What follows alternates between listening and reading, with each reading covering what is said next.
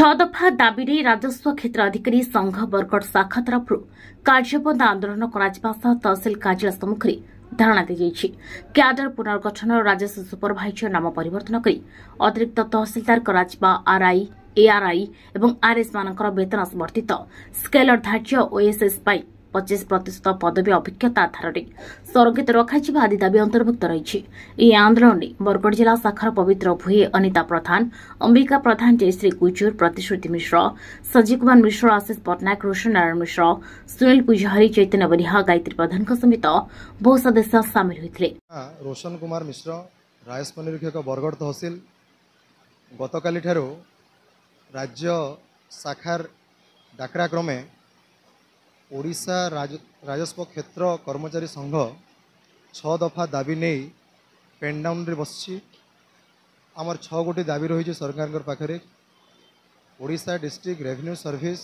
1983 नियम रे आवश्यक संशोधन करा जाय क्याडर पुनर्विन्यास करा जाऊ सहकारी राजस्व निरीक्षक मानकर दरमा लेवल 8 सेल 1 को वर्धित करा जाऊ राजस्व परिदर्शक मानकर डेजिग्नेशन रे परिवर्तन आनी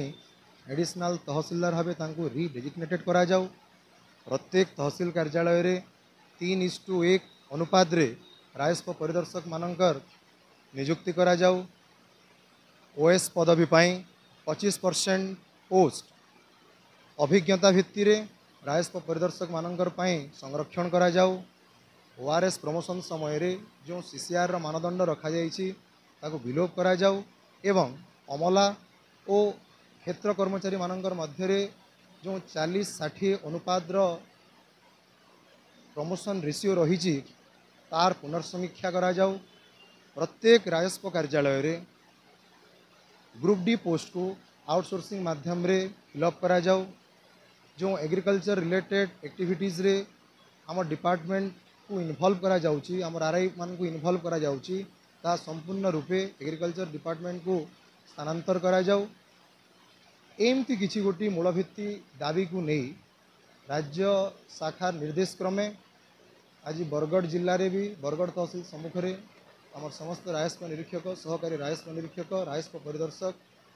पेन डाउन धारणा द्वितीय दिन में बसचु आशा अच्छी सरकार हृदयंगम करिवे एवं एही दाबी को पूरण करने निश्चित रूपे पदक्षेप। बरगड़ सत्यजित दास की रिपोर्ट हिरांचल लाइव।